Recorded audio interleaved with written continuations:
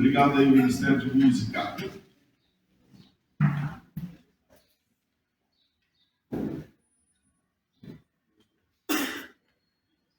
Glória a Deus. Deus é bom, amém? Amém. Todos vocês estão bem? Amém. Passaram a noite de estômago embrulhado? Devia ter pesadelo aí, viu? Glória a Deus. Bom, quem estava aqui ontem? Amém. Quem estava ontem? Deixa eu ver. Amém. Rapaz, todo mundo que está aqui hoje foi ontem. Quem não estava ontem? Não estava. Não estava. Ok. Beleza. Coisa boa. Que bênção. Bom, então vamos começar hoje recapitulando um pouquinho de ontem. Tá bom? Então ontem nós falamos sobre o estado dos mortos e ressurreição, né? Falamos que de fato uma pessoa que morre, ela realmente está morta. Ela não está apenas dormindo. E estar morta significa estar desconectada desse mundo físico e estar apenas vivendo no mundo espiritual. Porque nós somos o espírito. Tudo bem até aqui? Ok. Falamos ontem também sobre a questão de que as pessoas realmente elas estão mortas e não existe o sono da alma, que é aquele negócio da pessoa estar lá dormindo e aquele estado em que ela se encontra é como se ela estivesse tendo um sonho. Se ela viveu coisa boa e está salva, sonho bom. Se ela viveu coisa ruim e está perdida, sonho ruim. Não é isso que acontece. Ela literalmente está morta. Ela está vivendo numa dimensão espiritual ou já se preparando e já gozando da vida eterna ou então vivendo já em estado de sofrimento. Tudo bem? No que se refere à ressurreição, nós aprendemos ontem, de uma forma bem resumida, duas ressurreições físicas e ressurreição para a eternidade. Tudo bem? Amém. Ressurreição física são chamados de milagres da ressurreição. Qual é a característica de milagre de ressurreição? Viveu, morreu, ressuscitou, mas morreu de novo. Então uma pessoa que passa por isso, de fato ela recebeu um milagre chamado de ressurreição, mas depois ela morre novamente. Tudo bem? Então, por exemplo, quando Lázaro foi ressuscitado, Lázaro vivia, ele morreu, ressuscitou e ele depois morreu de novo. Ninguém sabe se Lázaro está vivo, eternamente com Deus salvo, ou se Lázaro está destinado ao inferno. Acreditamos que ele esteja salvo. É isso? Então, quando a gente analisa isso, a gente sabe que nós estamos falando de milagre de ressurreição. Todas as pessoas que elas nasceram, morreram, ressuscitaram e depois morreram de novo, elas passam por esse processo chamado de milagres de ressurreição, também chamado de ressurreição física. Mas a ressurreição eterna, ela tem duas características. A primeira é que ela pode ser uma ressurreição eterna para a vida ou ressurreição eterna para juízo, para a morte. Então a ressurreição eterna para a vida, ela também é chamada de primeira ressurreição. E qual é a característica dessa ressurreição para a vida ou primeira ressurreição? É que aqueles que nasceram, morreram e ressuscitaram para a vida ou para a primeira ressurreição, depois eles não morrem mais. Essa é chamada de primeira ressurreição. E nós aprendemos ontem que existem 4 classes de pessoas que fazem parte da primeira ressurreição.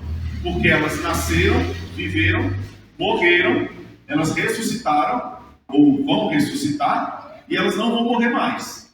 Quem é o primogênito dentre os mortos? Jesus. Quem é o primeiro da ressurreição para a vida? Jesus. Jesus viveu? Morreu? Ressuscitou? Sim. Vai morrer de novo? Não. Então ele é o primeiro que abre esse leque desse período chamado de primeira ressurreição. Quem é a segunda pessoa, ou o segundo grupo que faz parte dessa classe de primeira ressurreição? São aqueles que vão ressuscitar no dia do arrebatamento. Então, no dia que soar a trombeta, Paulo diz que os mortos em Cristo ressuscitam primeiro, e enquanto há a ressurreição dos mortos, os vivos são transformados, e eles se juntam nos ares, encontram com Cristo e vão para o céu. Então, a igreja, aqueles que ressuscitam no dia do arrebatamento, como eles viveram e eles morreram, eles ressuscitam e não vão morrer mais. Então eles também fazem parte da primeira ressurreição. Quem é a terceira classe de pessoas? As duas testemunhas na grande tribulação. Então eles vão viver, vão morrer, vão ressuscitar e não vão morrer mais. Eu estou passando bem por alto, porque se eu entrar nas duas testemunhas, eu tenho que falar da grande tribulação toda, e aí é 4 dias e meio só para a gente ficar na tribulação. A gente ficar não, só para falar sobre o assunto da tribulação. Né? E a última classe, para fechar esse período, que você aprendeu ontem, de que a primeira ressurreição ela não é um evento, mas ela é um período. Então, para fechar essa característica da primeira ressurreição, nós temos os mártires da tribulação. São aqueles que vão morrer durante o período da tribulação, porque não vão aceitar a marca da besta, vão reconhecer Jesus como Senhor, e eles vão ser salvos. No final da tribulação, quando Jesus Cristo vier para implantar o milênio na terra, eles vão ressuscitar. Então, eles viveram, morreram, vão ressuscitar, uma vez que são mártires, porque vão ressuscitar para a salvação eterna, então eles não vão morrer mais. Então, nos mártires que vão ressuscitar na tribulação, a gente fecha o período chamado de primeira ressurreição. Por isso que Apocalipse diz: bem-aventurados são aqueles que fazem parte da primeira ressurreição. E aí a gente fecha esse período. Primeira ressurreição, Jesus, os ressuscitados no arrebatamento, as duas testemunhas e os mártires na tribulação. A gente fecha o período da primeira ressurreição, chamada ressurreição para a vida. Agora tem a segunda ressurreição, que é a ressurreição para a condenação eterna. Essa ressurreição acontecerá quando? Depois do milênio. Vai haver uma batalha chamada Batalha do Armagedon, que ela vai se concluir depois do milênio. E lá as pessoas vão morrer. Aqueles que se levantarem contra Cristo no período do milênio vão morrer. E a Bíblia diz que lá vai ser instaurado, depois de toda essa vitória de Jesus, vai ser instaurado um trono chamado Trono Branco, também considerado como juízo final. Nesse lugar, nesse tempo, é que a Bíblia diz que todos que morreram desde Adão até depois do milênio, eles vão ressuscitar, os ímpios vão voltar à vida, vão ressuscitar no seu corpo, vão comparecer diante do trono branco e vão receber a sentença punitória e eterna de Jesus, de que eles viverão eternamente sem salvação. Então eles morreram, ou melhor, eles viveram, morreram, vão ressuscitar, mas depois para morrer eternamente. E essa morte eterna, ela é a separação eterna de Deus de qualquer possibilidade de mudança de vida. Então, ressurreição física, milagres da ressurreição. Primeira ressurreição só para os salvos, segunda ressurreição para os perdidos. Tudo bem? Com isso, ontem a gente fechou estado dos mortos e ressurreição. E hoje a gente vai falar sobre juízo. Amém. O que é juízo? Sempre que a gente ouve essa palavra juízo na Bíblia, muitas vezes a gente pensa que juízo é punição. Então, quando a gente fala de juízo na Bíblia, né, a gente pensa que a gente está falando de uma punição, mas na realidade, quando a Bíblia fala de juízo, ou quando a Bíblia fala de julgamento, a Bíblia só está falando de um processo jurídico correto, onde oficialmente alguém se torna merecedor de alguma coisa, seja de boas recompensas ou de punição. Então, juízo ou julgamento nada mais é do que uma forma de se dar de forma justa a alguém aquilo que esse alguém merece receber. Então, isso é juízo. Então, uma pessoa, quando ela está passando por um processo jurídico e ela precisa ir para uma audiência diante do juiz, nem sempre quem vai para uma audiência diante do juiz, ele vai para ser punido. Muitas vezes você vai para uma audiência diante do juiz para você ganhar uma causa. E essa causa, ao você ganhar, você tem benefícios por isso. Eu me lembro, alguns anos atrás, que eu tinha um plano dentário e todo mês a gente fazia o pagamento desse plano dentário. Mas não sei por que cargas d'água, a empresa disse que eu estava inadimplente. Na realidade, eu estava com o comprovante, o boleto e o carnê todo dia, né? Mas igual o Silvio Santos lá, o carnê está rigorosamente um dia.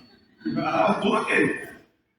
E aí a empresa negativou o meu nome, porque eu fui comprar um presente para minha esposa numa loja e a pessoa vendeu o presente para mim porque eu paguei no cartão de crédito. Ela disse: olha, só que você está com uma restrição no seu nome. Não sei se você estava sabendo. Não. Você está com uma restrição no seu nome, então é bom você verificar o que está acontecendo aqui. Está dizendo que é um plano dentário. Aí eu fui na empresa, a empresa disse que eu estava inadimplente, mas eu tinha os talões, estava tudo ok. Entrei na justiça contra essa empresa. E aí nós fomos às pequenas causas. Moral da história, eu ganhei esse processo e fui indenizado pela empresa em reparação de danos morais, uma série de outras coisas. Então nós tivemos que ir diante de um juiz, nós tivemos que ir a uma audiência. E eu fui tranquilo, porque eu sabia que comigo estava tudo bem. Eu já sabia que o juiz ia me dar ganho de causa. A única coisa que eu não sabia é qual seria a minha recompensa. E graças a Deus foi uma boa recompensa. Aleluia. Então nem sempre quando você vai diante de um juiz, para você ter um julgamento, é porque você está sendo punido ou você está sendo prejudicado. Você pode ir participar de um julgamento onde você vai tranquilo sabendo que aquilo que você vai receber é algo a seu favor. Uma pessoa que ela está sendo acusada por alguma coisa, ela vai diante do juiz e o juiz pega o martelo e bate dizendo: não temos nada que comprove acusações contra você. Você está absolvido de toda e qualquer acusação. Pronto, você sai dali feliz. Mas tem pessoas que elas vão porque elas sabem que fizeram coisas erradas e ao irem diante do juiz, elas são declaradas culpadas e elas consequentemente recebem com isso a sua sentença de punição. Tanto tempo de cadeia, ou vai ter que fazer isso, vai ter que fazer reparação daquilo, enfim.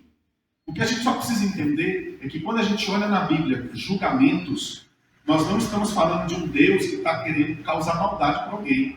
Nós estamos simplesmente falando que Deus tem um processo justo, onde Ele analisa tudo aquilo que uma pessoa faz e Ele vai recompensar essa pessoa por coisas boas, por aquilo que ela fez, por coisas ruins, por aquilo que ela merece por ter feito.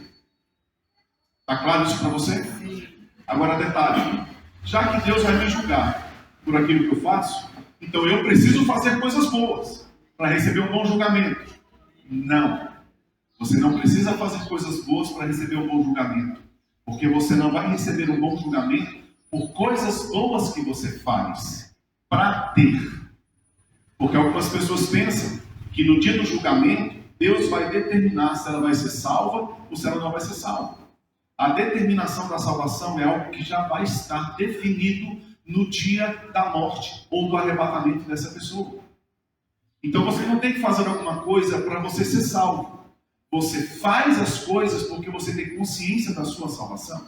Amém. Por isso que o apóstolo Paulo diz em Efésios 2:8, pela graça sois salvos mediante a fé. Isso não vem de vós, é dom de Deus. Então você não faz nada para ser salvo. Você faz porque você sabe que você já é salvo. Então a gente não tem que ter aquele desenvolvimento daquela ideia que eu tenho que ficar fazendo um monte de coisinhas boas para ver se lá no final Deus olha para mim e fala: gente boa, passa aí, está tudo bem. Não, eu não vou fazer para ser salvo. Eu não vou fazer para alcançar alguma coisa de Deus para eu ficar melhor na fita. Não, eu vou fazer porque eu tenho consciência do que Ele fez por mim. Eu vou fazer para Ele, para a obra dEle, porque Ele fez por mim, Ele fez a meu favor. E essa é a melhor forma de eu demonstrar minha gratidão por Ele, é fazer por Ele aquilo, tudo que Ele já fez por mim.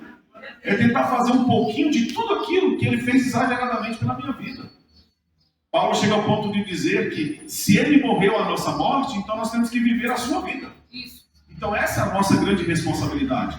É saber que aquilo que eu faço hoje, quando eu procuro fazer o bem para uma pessoa, quando eu procuro fazer o bem para minha família, quando eu procuro fazer o bem dentro daquilo que eu posso, porque o Cristo que me chamou como eu era, não disse para eu permanecer como eu vim. Ele disse: venha como está, mas agora começa a ver uma nova vida. Porque na sua morte na cruz, é a minha morte, mas na sua ressurreição eu agora tenho o direito de ver uma vida diferente.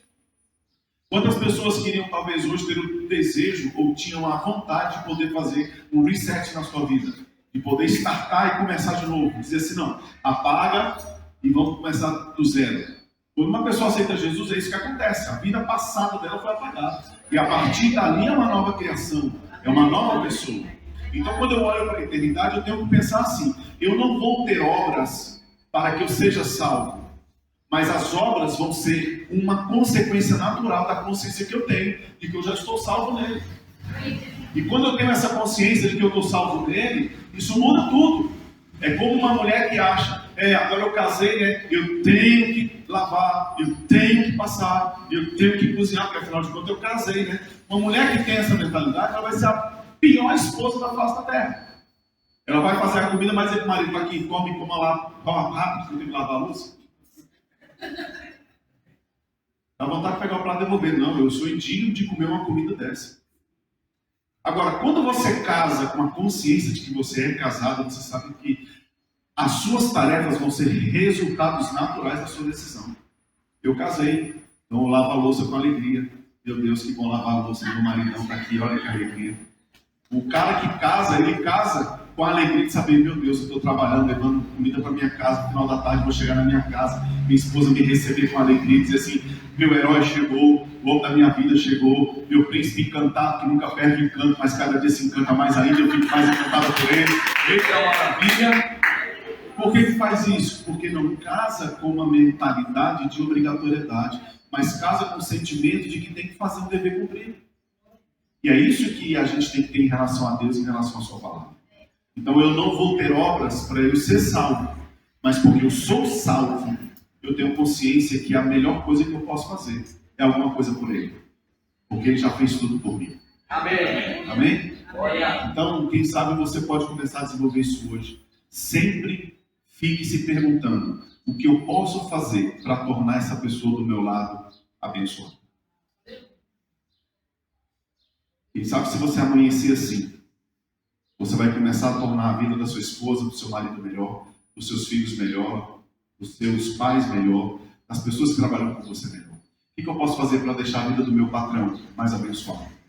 O que eu posso fazer para deixar a vida da minha sogra melhor? Eu já ajudei, tirei a minha mulher de lá, mas o que eu posso fazer para continuar a vida dela?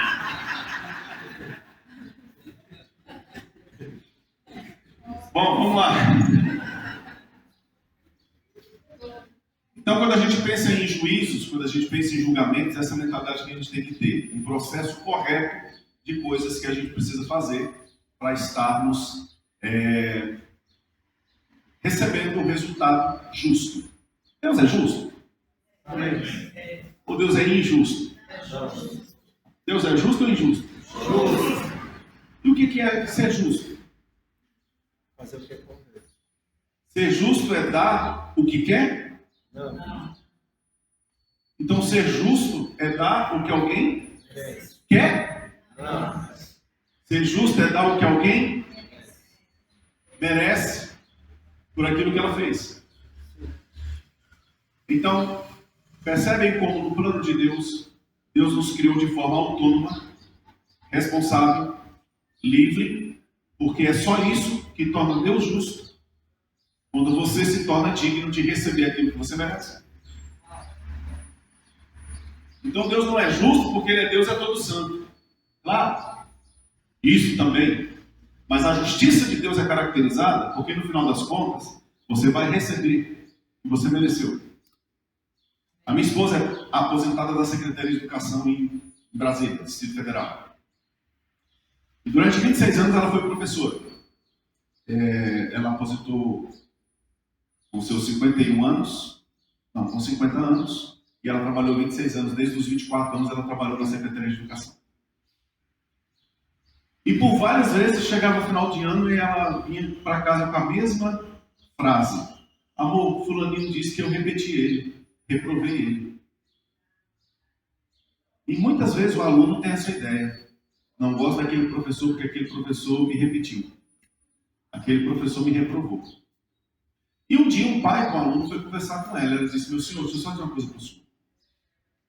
Eu não tenho nenhum sentimento fora aquele da minha profissão pelo seu filho. Eu não estou aqui para dizer se o seu filho vai passar ou se ele não vai passar. Eu não estou aqui para dizer que eu gosto do seu filho, por isso ele vai passar, ou eu não fui tocar do seu filho, por isso ele vai reprovar. Não. No processo de aprendizagem do teu filho, eu sou neutra. Isso quer dizer, eu ensino, ele aprende, faz a prova e tira a nota. Eu só mostro o resultado para ele. Isso quer dizer, se o seu filho estudar e fizer uma prova valendo 10 e ele tirar 8, eu não posso reduzir a nota dele para 4. Se o teu filho fizer uma prova e tirar 5, eu não posso aumentar a nota dele para 9. Eu sou neutra no processo, eu sou imparcial. Eu só constato o nível de aprendizagem do seu filho. E eu comprovo com a nota apresentada no boletim. Resumo da ópera, meu Senhor. Quem aprova ou reprova o seu filho não somos nós, professores. É ele mesmo, por aquilo que ele se torna merecedor, pelo desempenho no processo de ensino e aprendizagem que ele desenvolveu. Então quem é que vai dizer se você é salvo ou se você não é? É Deus, mediante as provas que você vai dar para Ele, pelo estilo de vida que você viveu. Estilo de vida de fruto de arrependimento, vida nova, nome no livro da vida, salvo. Deus não vai ser bonzinho porque disse que você é salvo. E Deus não vai ser mal porque disse que uma pessoa não é salva. Ele simplesmente é neutro no processo, quando ele diz, eu só constato o seu mérito em dizer, salvo porque fez por onde obedeceu. Não está salvo porque decidiu jogar fora e perdeu a chance. Então não é isso que torna o caráter de Deus melhor. Porque as pessoas por aí acham, poxa, se Deus é tão bom porque tem tanta gente no inferno. Porque esse tanto de gente que está no inferno decidiu achar que Deus não era tão bom assim. Então não é algo do caráter de Deus, é algo da escolha das pessoas. Está claro isso para você? Amém? Amém? Aí vamos diminuir um pouco mais essa explicação e trazer para dentro da tua casa. Você está dentro da sua casa com seus filhos, e para você ser bom com seus filhos, você tem que deixar eles fazerem tudo o que eles quiserem. Não! Seu filho quer comer uma caixa inteira de bombom. Você só dá um chocolate e depois do almoço, se comer tudo.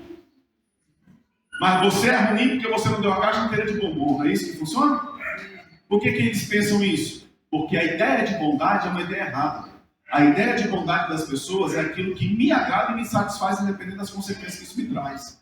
Mas essa é uma ideia de bondade errada. A ideia de bondade, ela vem pelo parâmetro de coisas certas que precisam acontecer. E reagir ao mérito não é bondade nem maldade, é apenas justiça. Amém. Está claro? Um outro exemplo. Você está andando no seu carro na rodovia, quando você faz a curva, começa a descer, se depara com a blitz. Primeira coisa que vem na sua cabeça, como é que está o meu carro e a minha vida como motorista? Em fração de segundo você pergunta para você mesmo, minha carteira de motorista está aqui, documento do carro está aqui, o carro está tudo bem? Ok, tudo em ordem? Tranquilo. Você olha a blitz, mandando um monte de gente encostar, você só falta botar a mão para fora. Para! Me para! Eu quero parar! Me para na blitz! Me para! É ou não é? Por quê? Tudo bem? Você tem prazer do guarda chegar? Boa noite, senhor. Tudo bem? Oh, boa noite. Tudo bem, senhor? Por favor, documentação do senhor e do veículo? Oh, com certeza. Só um pouquinho. Instantinho, senhor. Ok, senhor. Muito obrigado. Boa viagem. Pô, não, policial. Bom trabalho pro senhor aí. Entra dentro do seu carro. Por quê? Tá tudo bem. Agora a mesma cena, fez a curva, começou a descer a blitz. Você pensa, documento. Segunda reação, por onde eu entro? Terceiro pensamento, eu acho que o motor do carro quebrou. Você já tenta fazer alguma coisa para fugir da blitz, porque tu sabe que se o camarada fizer assim, tu já vai fazendo assim, porque você está no salvo. Agora, se o policial te multar, ele é ruim? Não. Se o policial te liberou porque está tudo bem, ele é bonzinho? Não. Ele só fez o quê? Justiça. Ele só foi justo. Te deu aquilo que você merecia. Ah, mas o policial poderia ter feito com que eu pudesse ir embora para casa. Sim, se o policial liberar você estando errado, ele está cometendo um crime de prevaricação. Se alguém denunciar o policial, ele pode ser demitido da corporação e responder por aquilo que ele fez, porque ele está apoiando o erro que você está cometendo. Então você acha que Deus vai prevaricar botando alguém no inferno que não merece? Ou colocando alguém no céu que não fez por onde está lá? Aí existe uma teoria por aí chamada de universalismo. E a teoria do universalismo diz que Deus, na realidade, é muito bonzinho. E no final das contas, quando todas as pessoas estiverem diante de Deus, Deus vai virar para os ímpios e vai dizer assim: era brincadeira. Vocês acham que eu ia botar vocês no inferno? Meus filhinhos gostosinhos, bonitinho. Passa pra cá, vai todo mundo pro céu, afinal de contas, eu sou muito bom. Você acha que Deus vai fazer isso? Porque se Deus fizer isso, eu sou o primeiro a pedir uma audiência. Eu abri mão do inferno e do mundo lá na terra. Fui fiel à minha mulher. Nasci crente, vivi crente. Passei crente, morri crente. Para chegar aqui. E aquele fulano que tocou o terror está no mesmo lugar que eu? Não. Deus seria justo? Não seria justo.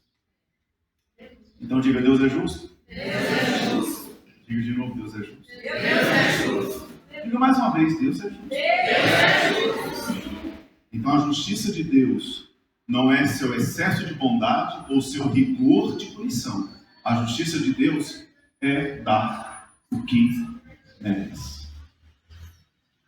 Tem 3 palavras na Bíblia que são interessantes: justiça, graça e misericórdia. A misericórdia é não dar o que você merece. A graça é te dar o que você não merece. E a justiça é te dar o que você merece.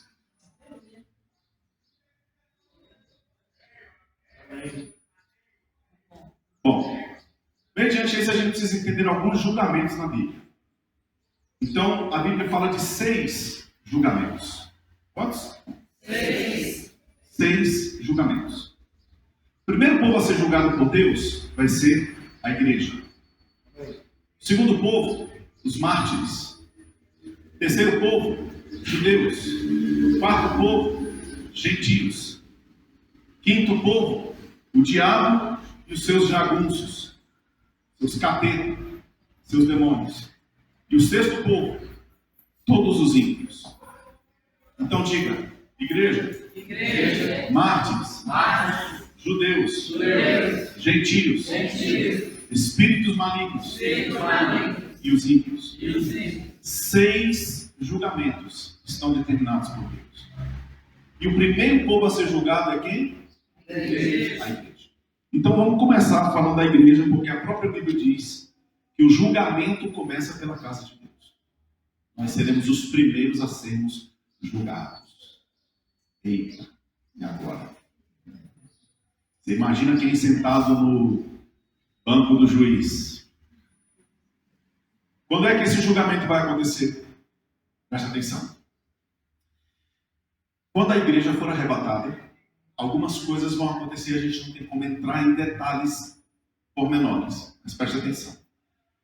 Quando a trombeta soar e a igreja for arrebatada, primeiro, os mortos ressuscitam, vão para os ares.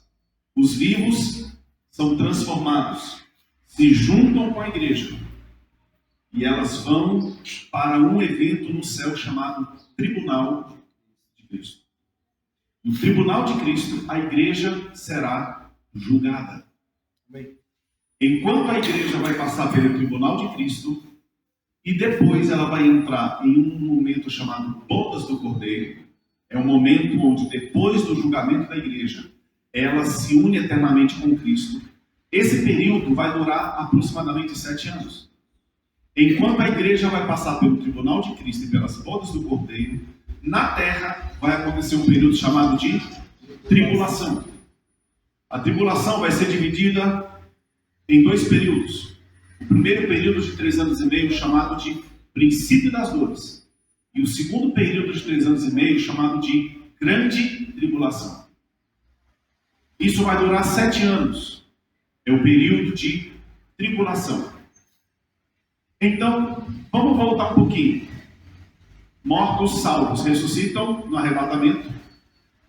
Os vivos salvos são transformados no arrebatamento, se juntam nas nuvens, formam a igreja e eles vão para o céu, onde vão passar pelo Tribunal de Cristo.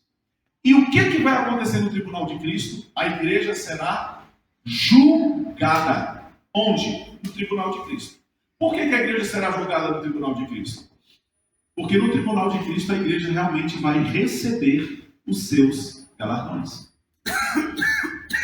Então qual é o propósito do julgamento da igreja? Simplesmente para que ela receba galardão. Amém. Lembra que eu brinquei com vocês ontem? Eu falei, quem aqui conheceu ou já ouviu aquela doutrina de que lá no julgamento vai ter um telão bem grandão? Jesus vai dizer, naquele dia, 3 de julho, na hora do almoço, você comeu demais. Não, Senhor, não. Põe na tela, corta na tela para mim, corta na tela. Lembra que você ouviu isso? Vai ter isso lá. Amém. Vai ter isso lá. Por quê? Porque tudo aquilo que você fez de errado, a Bíblia diz que os seus pecados, uma vez confessados e abandonados, eles são perdoados. Amém. E Deus diz que lança no mar do esquecimento. E se Deus lança no mar do esquecimento, nem ele lembra. Amém. Deus não lembra dos erros que você cometeu, porque Deus te perdoou. Amém. Certa vez um pastor assumiu uma igreja e ele ficou sabendo que ali tinha uma mulher profetisa muito usada por Deus. E esse pastor ainda tinha um receio de algumas coisas erradas que ele havia feito no passado. E ele procurou essa irmã e disse assim, irmã, eu queria que a senhora conversasse com Deus e que a senhora perguntasse para Deus aquilo que eu fiz há 18 anos atrás. E ela disse, tudo bem. E ela passou os 3 dias, estava no culto, e o pastor encontrou com ela e disse, e aí, irmã, a senhora falou com Deus? Falei. Deus falou com a senhora? Falou. E o que Deus disse? Deus disse que não se lembra mais. Aquilo que você fez que foi errado, que foi perdoado, Deus não lembra mais. Então naquele dia lá, o que vai ser julgado? Vai ser julgado as nossas obras. Amém. Se você entendeu o que Deus tinha para você na terra, se você cumpriu o que Deus tinha para você cumprir na terra, se você foi fiel e correu a sua carreira, combateu o bom combate, guardou a sua fé, se você realmente exerceu o que Deus queria que você exercesse na terra, se você foi para as nações como Deus fez você para ir, se você pastoreou como Deus queria que você pastoreasse, ou se você simplesmente profetizou porque Deus só queria que você fosse um profeta, ou se você foi dos ministérios de socorro na igreja, se você teve uma casa de recuperação, se você abriu um hospital, ou se você cuidou da assistência, da necessidade dos irmãos na igreja, enfim, aquilo que Deus te chamou para fazer. Se você for um médico com excelência que Deus queria que você fosse, se você fosse um excelente advogado, se você fosse um contador profissional e que pessoas fossem abençoadas através da sua vida, tudo que Deus criou você para ser, é isso que Ele vai te pedir conta naquele dia. Amém. E isso vai ser determinante para Ele dizer o tipo de galardão que você vai receber. O que pode acontecer é Deus dizer assim, eu tinha isso para você. Como você não cumpriu tudo, eu só tenho isso.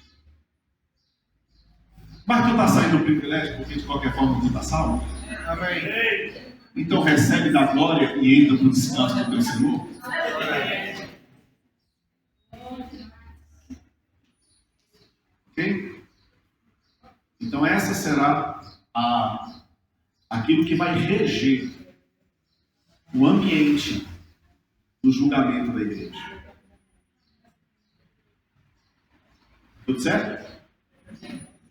Tudo ok até aqui? Amém. Pastor, então quer dizer que se eu chegar lá no dia do tribunal de Cristo e Cristo começar a me julgar, pode ser que eu não receba nenhum galardão, mas mesmo assim eu vou ser salvo? Sim. Porque você não vai ser salvo por aquilo que você fez em relação a recompensas. Você já vai chegar lá salvo. Amém. Você lembra que para chegar no tribunal de Cristo, ou tu tem que ressuscitar, ou tu tem que ser transformado. Amém. Então como é que tu ainda chega lá desse jeito? E Jesus olha e fala, o que você está fazendo aqui? Oxi. Confere seu nome na lista. Gabriel. Miguel. Não tá não? Oxi. Passa. Você acha que vai ter essa chance? Não. Então, quando você chega no tribunal de Cristo, então imagine que você está aqui no tribunal de Cristo, faça, ufa, tu já está salvo. Talvez quando você chegar no tribunal de Cristo, você pode ter algumas surpresas. Olhar para o lado e dizer, eu vi. Ou talvez olhar para o outro e dizer, ele veio.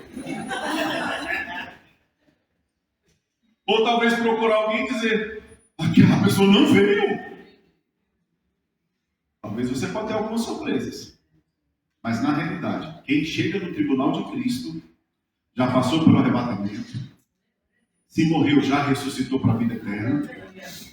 Se não morreu, mas vai estar vivo, já foi transformado para viver eternamente com Deus. Então vai passar no tribunal de Cristo para quê? Para receber os galardões. É no tribunal de Cristo que a igreja vai ser adornada. É no tribunal de Cristo que a igreja vai ser enfeitada, vamos assim dizer, né? O tribunal de Cristo é como se fosse o salão de beleza do dia da noiva. Onde ela vai ali, recebe aquele tratamento, aquela coisa linda, maravilhosa. E depois, quando chega lá no quarto da lua de mel, o papai tem que tirar o reboco todinho. Aí na hora que ele tira aquele monte de coisa que ele olha a realidade, ai meu Deus, fizeram isso. Brincadeira. Mas é no tribunal de Cristo que a igreja ela vai ser adornada. A igreja ela vai receber seus presentes, a igreja ela vai receber a sua recompensa, e dali com Cristo, a igreja vai diante do Pai, e o Pai declara a união eterna entre Cristo e a igreja, as bodas do Cordeiro, e aí então a igreja não é mais vista como noiva do Cordeiro, a igreja passa a ser chamada de esposa do Cordeiro. A senhora que casou, até o dia do seu casamento, a senhora era chamada de noiva. Quando a senhora sai da igreja, o pastor João já declarou, casado, marido e mulher, em nome do Pai, do Filho e do Espírito Santo. E agora o marido pode beijar não mais a noiva. Se o pastor fizer isso, ele está errado, ele não fez o casamento ainda. Todo casamento que eu faço, eu digo, pois então agora o marido pode, não mais a noiva, mas agora a sua esposa, lasca um beijo dessa mulher. Porque agora não é mais noiva, é esposa. Não casou? Não casou? Botou aliança no dedo, o pastor orou. Pronto, casou. Então agora, avança. Tudo bem? Então, amém. Tribunal de Cristo é para quê? Recompensa da igreja. Tudo bem e tudo em paz. Ok até aqui? Bom, essa ideia de julgamento é uma ideia muito antiga. Abra sua Bíblia, por favor, Gênesis capítulo de número 18.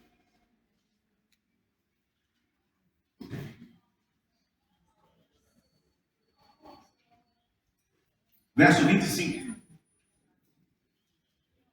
Gênesis 18, 25. Encontrou? Olha o que diz. Longe de ti que se faça tal coisa, que mates o justo com o ímpio, que o justo seja como o ímpio, longe de ti. Não faria justiça o juiz de toda, né? Então você lembra que eu te falei que Deus é justo? Amém. E você lembra que eu te falei que a justiça de Deus é justamente se tornar imparcial, neutro, a ponto de não dar para alguém aquilo que ele não mereça, mas simplesmente cumprir na vida dessa pessoa aquilo que ela merece. Então esse é o princípio lógico do julgamento. Então o que nós vamos receber, ou o que vai ser julgado lá? Diga, as nossas obras. Abra 1 de Pedro, capítulo 1, verso 17. Olha, rapaz, tem a Bíblia aqui. A igreja chique é outra coisa. Vamos ler, olha só, vamos ler juntos? 1 de Pedro 17. Vamos lá. E se invocais por Pai aquele que, sem acepção de pessoas, julga segundo a obra de cada um, andai em temor durante o tempo da vossa peregrinação. Veja que ele julga segundo a obra de quem? De cada um. Aí ele diz, olha, durante o tempo da sua peregrinação, ande em temor. Que peregrinação é essa? Esse tempo que a gente vive na terra. Ande com temor, sabendo que um dia tudo aquilo que você faz aqui, Deus vai trazer a juízo. Bom, quando nós ainda olhamos a questão do julgamento, a gente entende que o que vai ser julgado serão as obras. E aí, as obras vão trazer para a gente ou recompensa ou punição. Então o que vai ser julgado? As minhas obras. E as minhas obras vão gerar recompensa ou vão gerar punição. Aí eu preciso entender que nem todo mundo vai receber a mesma recompensa, como nem todo mundo vai receber a mesma punição. Então existem níveis de recompensas boas e existem níveis de punição. Amém. Todo mundo que mata recebe a mesma sentença? Não. Dependendo de como houve o assassinato ou o homicídio, dependendo dos requintes de crueldade, dependendo do contexto do que aquilo aconteceu, as penas podem ser abrandadas ou podem ser atenuadas. Pode haver uma diminuição da pena ou pode haver um aumento da pena. Por quê? Porque não é simplesmente um ato, se analisa todo o processo. Em relação a recompensas, do mesmo jeito. Então, quando você, às vezes, vem para a igreja e o pastor está, e o seu glória é mais alto, seu culto é mais fervoroso, porque o pastor está ali e você quer que o pastor te veja, Jesus está olhando do céu dizendo, beleza, já está recebendo sua recompensa. O que está fazendo para ele, ele está reconhecendo. Aí naquele dia, Senhor, mas não chegou aqui na sua conta aquele culto lá não. Você já recebeu o salário lá. Você não fez para nós. Para quem você fez, estava no ponto e já recebeu e te admirou. Mas aqui não chegou nada. Agora naquele culto que quase não tinha ninguém e que você ficou fervoroso porque você estava ali para adorar o Senhor, naquele culto que você fez sozinho dentro do seu carro, naquele culto que você fez tomando o seu banho, lavando a sua louça, limpando a sua casa, onde você não só andava para um lado e para o outro, mas você marchava, pulava, você corria, você fazia festa, você dançava sem música. Naquele culto estava eu, o Pai, o Espírito e você.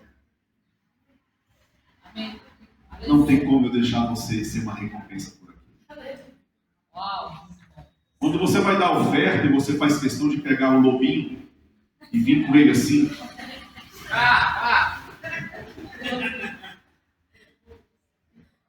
Agora, quando você vai dar uma oferta independente do valor e que você faz o que Jesus disse, que a tua mão direita não veja o que vai fazer a tua esquerda, Jesus disse, naquele dia você fez para mim.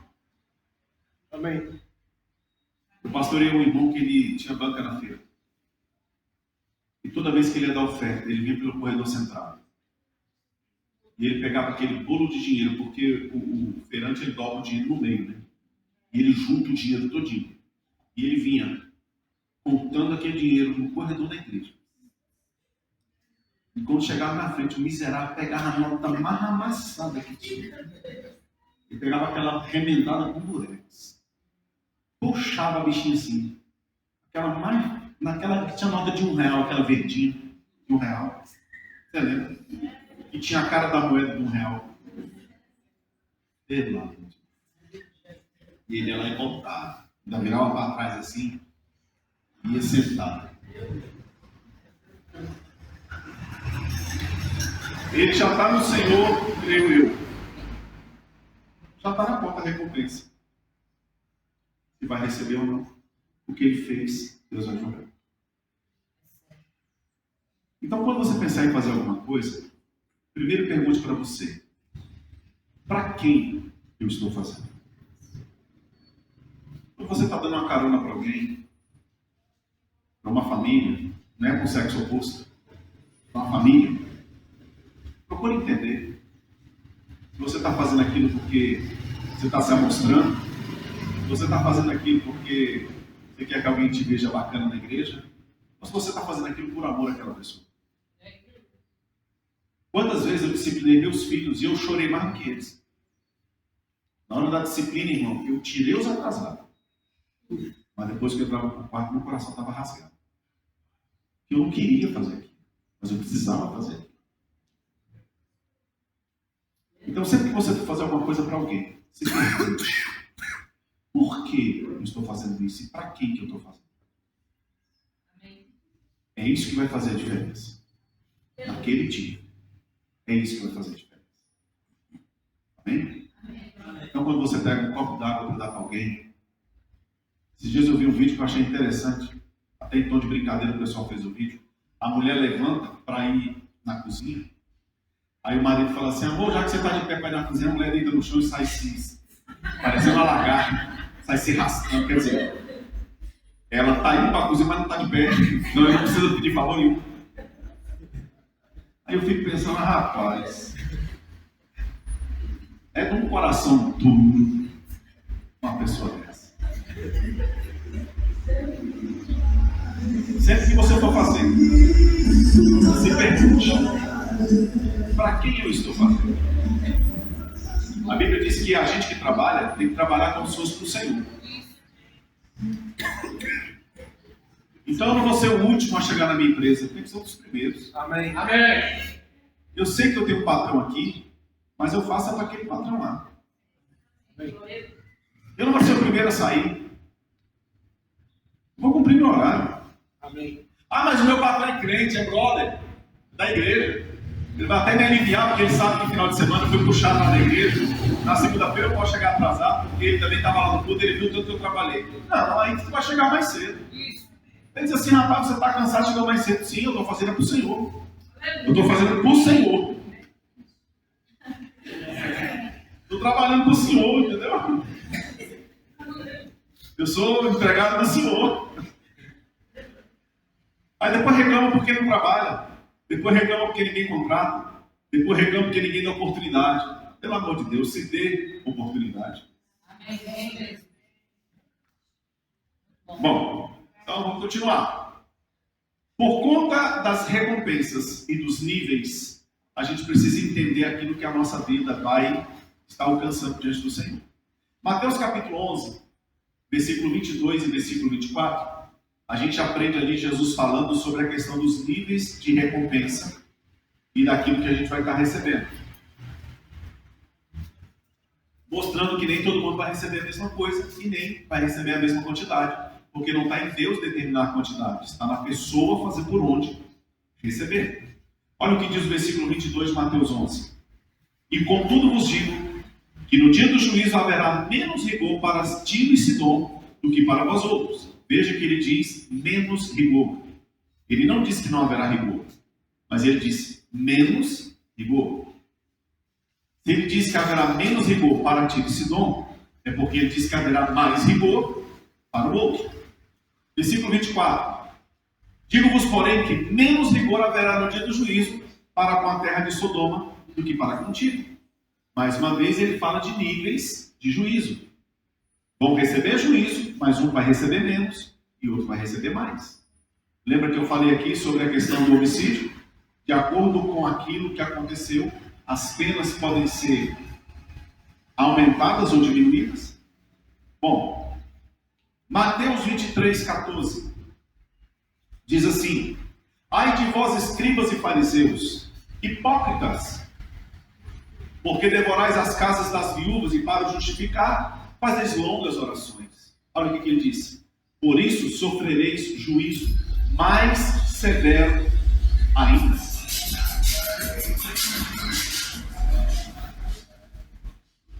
Aqui os motoqueiros trabalham de noite, o povo anda de carro de dia, né? Aleluia. Por isso sofrereis juízo muito mais severo.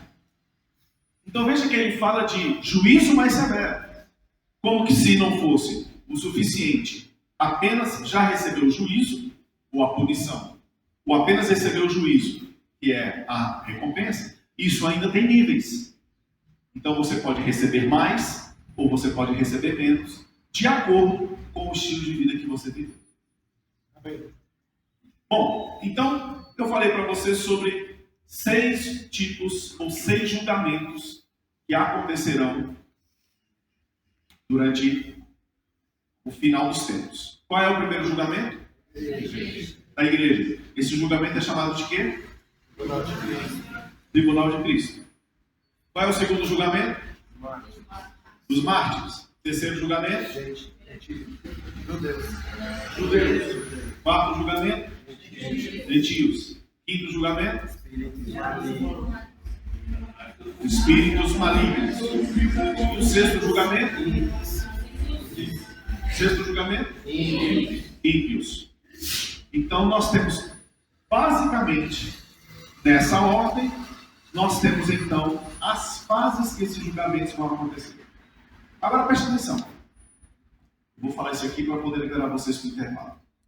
Quando a gente fala nos julgamentos, a gente tem que saber em que momento eles vão acontecer. E com isso a Bíblia fala sobre a primeira vinda de Jesus e a segunda vinda de Jesus. Quando a Bíblia fala sobre a primeira vinda de Jesus, a Bíblia fala sobre a vinda de Jesus na terra. Amém. O tempo em que ele cresceu, nasceu, viveu, morreu, ressuscitou, depois ficou aqui mais 40 dias com os discípulos e depois ele foi assunto ao céu. Isto é a primeira vinda. Diga, primeira vinda. Ontem eu falei para vocês que o arrebatamento não é primeira vinda e nem é segunda vinda. Por quê? Porque na primeira vinda, Jesus veio à terra. No arrebatamento, ele vai vir à terra? Ele vai pisar aqui? Então eu posso considerar isso segunda vinda? Não. Imagine que nós estamos aqui na igreja. Então eu estou aqui na igreja. Aí eu vou embora. Pastor Sandro liga para mim. Pastorzão, dá para o senhor voltar hoje à noite na igreja? Dá. Aí eu venho até a porta do Tavares e vou embora. Pastor, o senhor não veio? Eu voltei. Mas eu estava aguardando o senhor na igreja. O senhor tinha que ter voltado na igreja. Não, mas ontem eu vim até o Tavares. Eu voltei na igreja? Eu posso chamar isso de segunda vinda minha? Não. Então é isso que vai acontecer em relação ao arrebatamento. Ele não é chamado de segunda vinda, porque no arrebatamento Jesus não volta à terra. Ele vem até os ares e ele tira a igreja da terra. E a igreja vai para esse lugar celestial onde ela vai passar pelo tribunal de Cristo e as bodas do Cordeiro. Então, quando se dará a segunda vinda de Jesus? No final dos 7 anos da tribulação. Quando ele volta para implantar o milênio na terra, já não vem com a sua noiva, mas agora ele vem com a sua esposa. A Bíblia diz que ele virá montado em cavalo branco e todos aqueles que o seguirem da mesma forma. Eu vou deixar meu cabelo crescer.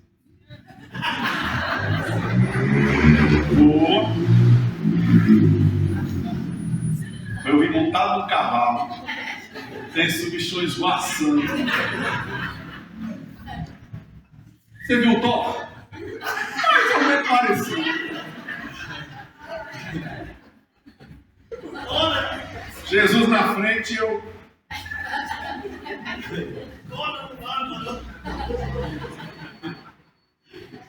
E é lá no final da tribulação que existem alguns acontecimentos que vão estar acontecendo na terra. Que Jesus vem, os judeus olham e dizem: aquele que nós viramos as costas para ele. E vão crer nele. Jesus Cristo desce, pisa na terra. Desce no Monte das Oliveiras. O monte se abre de alto a baixo. Ali Jesus prende Satanás e os seus demônios. Os leva para uma prisão onde eles ficaram presos por 1000 anos. E ali Jesus implanta o milênio na terra. Então, nesse momento, ele pisa na terra. Então, a segunda vinda de Jesus se dará no final da tribulação, quando ele vem implantar o milênio. Amém? Na primeira vinda, ele já veio e viveu entre nós. Na segunda vinda, ele vem agora para reinar entre nós. Então, o arrebatamento, ele não é nem primeira vinda e nem segunda vinda. Ele é arrebatamento. Tudo bem? Amém. Então vá para o arrebatamento. O seu intervalo. Meio misterioso. Bom, vamos lá então, só para a gente não perder o fio da meada. Então a primeira vinda de Jesus já aconteceu? A primeira vinda de Jesus já aconteceu? Amém. Já. Está claro para você, né? Então ele veio, viveu entre as pessoas, foi para o céu. Pronto, está lá. Então essa é a primeira vinda de Jesus. O arrebatamento é a segunda vinda? Não. A segunda vinda vai ser quando? No final da tribulação. Quando ele vem e pisa na terra, aí é a segunda vinda. Então, o arrebatamento é um evento que vai acontecer entre a primeira e a segunda vinda de Jesus. Ok? Então, vamos agora falar sobre os juízos, aqueles 6 juízos, daquelas 6 classes de pessoas que vão passar por juízo, né? Então, a primeira classe que nós falamos é sobre o tribunal de Cristo, que é o juízo que vai ser feito sobre quem? Sobre a igreja. Então, quando é que vai acontecer o tribunal de Cristo?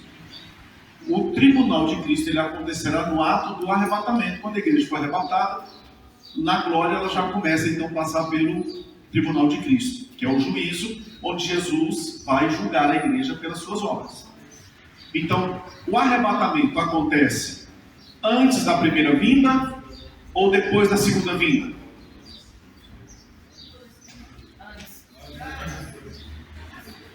O arrebatamento acontece antes da primeira vinda ou depois da segunda vinda? Depois da segunda e antes da primeira. Depois da primeira.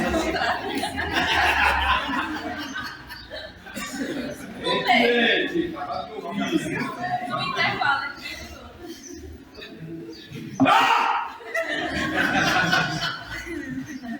O arrebatamento acontece antes da primeira vinda ou depois da segunda vinda? Antes da segunda vinda. Da primeira. Entre as duas, não é? Então o arrebatamento acontece antes da segunda vinda. Então a segunda vinda é que vai caracterizar quais juízos acontecem antes e quais juízos acontecem depois. Não é na primeira vinda, na segunda vinda, no final da tribulação, é que a gente vai ficar entendendo quais os juízos que acontecem antes da segunda vinda e depois da segunda vinda. A igreja arrebatada vai passar por um juízo? Sim. Como é o nome dele? Ele vai acontecer antes ou depois da segunda vinda? Antes. Então, o único juízo que vai acontecer antes da segunda vinda é o da igreja. O do arrebatamento da igreja. É o juízo do tribunal de Cristo. Então, dos 6 juízos que nós vamos ver agora, o único que acontece antes da segunda vinda é o da igreja. Porque Jesus não virá à terra para buscar a igreja. Por isso que o juízo da igreja no arrebatamento, que acontece antes da segunda vinda, ele é caracterizado como o tribunal de Cristo, que é o único juízo que acontece antes da segunda vinda. Todos os outros 5 juízos acontecerão depois da segunda vinda. Amém. Amém. Tudo bem? Sim. Tudo bem mesmo? Sim. Está claro isso para você? Podemos ir embora para casa? Sim. Então vamos falar um pouquinho sobre esse juízo do tribunal de Cristo. 2 Coríntios 5,10 diz assim: porque todos devemos comparecer ante o tribunal de Cristo, para que cada um receba segundo o que tiver feito por meio do corpo, ou bem ou mal. Quando ele fala bem ou mal, ele não está falando sobre mera recompensa ou punição. O que ele fala de bem ou mal, baseado naquilo que ele te deu. O bem, recebendo justamente o que merece. O mal, deixando de receber aquilo que merecia. Então, o que está em questão aqui de bem ou mal, não é absolvição ou punição, mas é receber ou deixar de receber. Tudo bem? Então, quando a gente fala sobre o tribunal de Cristo, nós precisamos entender que tribunal, ele fala sobre a recompensa. Lucas 14,14 diz: a tua recompensa, porém, tu a receberás na ressurreição dos justos. Então ele fala da ressurreição dos justos, e da ressurreição dos justos ele fala de uma recompensa. 1 de Pedro 4,17, ele diz assim: porque a ocasião de começar o juízo pela casa de Deus é chegada. Ora, se primeiro vem por nós, qual será o fim daqueles que não obedecem ao Evangelho de Deus? Então, o juízo vai começar. Começa pela casa de Deus, provando que o primeiro juízo será sobre a igreja. Se o juízo começa em nós, a chibata para o final, irmão, é mais grossa. Porque se já começa com a gente, imagina o que vem depois. Quando meu pai, meus pais tiveram 5 filhos, eu sou mais velho, depois de mim tiveram mais 3 meninas e o caçula, que é homem também. E tu sabe que é o primeiro lugar onde a gente aprende o que é uma quadrilha, é quando uma família tem muito filho. Né? É a primeira gangue, é a primeira classe de escola, é a família. E lá a gente aprende essas coisas. Então quando a gente começava a tocar o terror, e que minha mãe falava assim, vai apanhar todo mundo. Meu irmão, eu não sabia se eu queria ser o primeiro ou o último. Porque eu pensava, se eu for o primeiro, vem com a força do braço dela. Mas se eu ficar por último, já vem com a ira santa derramada. Bate a hora que a senhora quiser. Então, quando a Bíblia fala que o julgamento vai começar, o que a Bíblia está dizendo é ninguém vai ficar de fora do julgamento. Mas a igreja será julgada primeiro. Por quê? Porque a igreja será a primeira a ser declarada dentro de um amplo plano de eternidade. É a igreja que vai ser primeira, o grupo a ser declarado, salvos eternamente. Ok? Bom, então vamos entender. Romanos 14, versículo 10 diz, mas tu, por que julgas teu irmão? Ou tu também, por que desprezas teu irmão? Pois todos havemos de comparecer ante o tribunal de Cristo, e lá nós vamos receber segundo as nossas obras. Então ele vai acontecer no dia da volta de Jesus para a igreja, ele vai arrebatar a igreja, ele vai julgar as nossas obras, não os nossos pecados, graças a Deus. Amém? Os nossos pecados já foram julgados na cruz de Jesus. No dia do arrebatamento, tribunal de Cristo, nós vamos receber segundo as obras. E as obras do crente devem ser e serão julgadas. Apocalipse 22, 12. Põe aqui, por favor. Dá para pôr? Apocalipse 22, 12. Olha lá o que diz. Vamos ler juntos? E eis que cedo vem, e o meu galardão está comigo, para dar a cada um segundo as suas obras. Então, cada um vai receber segundo a sua obra. Então, é isso que ele vai fazer. Ele vai nos julgar segundo as nossas obras.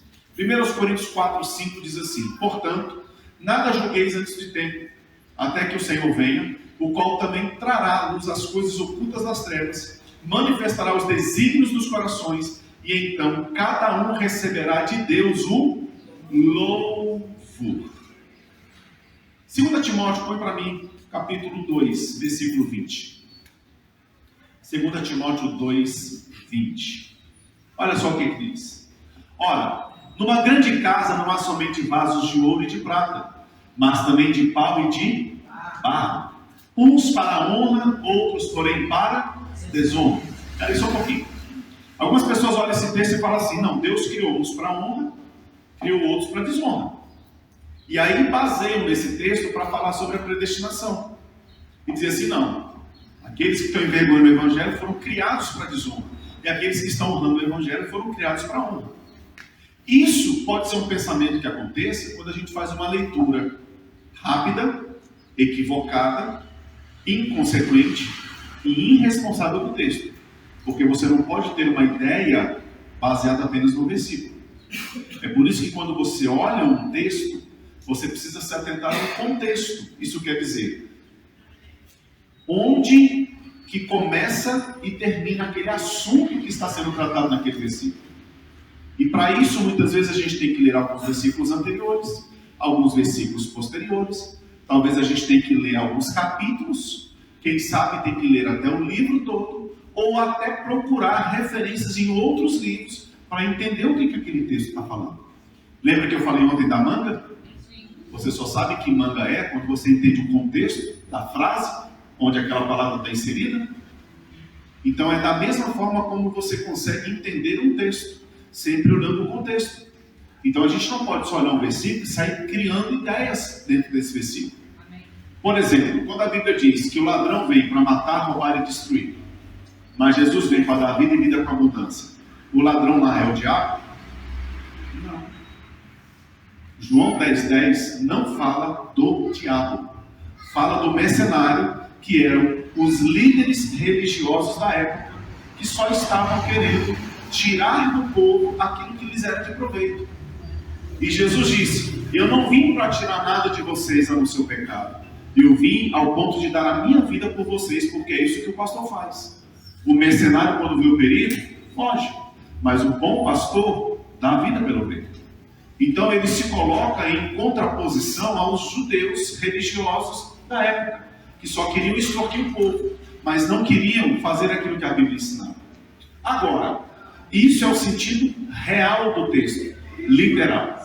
Mas quando eu olho para as atitudes daqueles homens, eu posso compará-los ao diabo? Sim, eu posso aplicar esse texto para a minha vida e dizer: o diabo também mata, rouba, destrói. Jesus veio para dar vida e vida com abundância? Então eu posso aplicar esse texto à minha realidade. Mas eu não posso dizer que literalmente lá estava falando do diabo, porque ali Jesus não falava do diabo.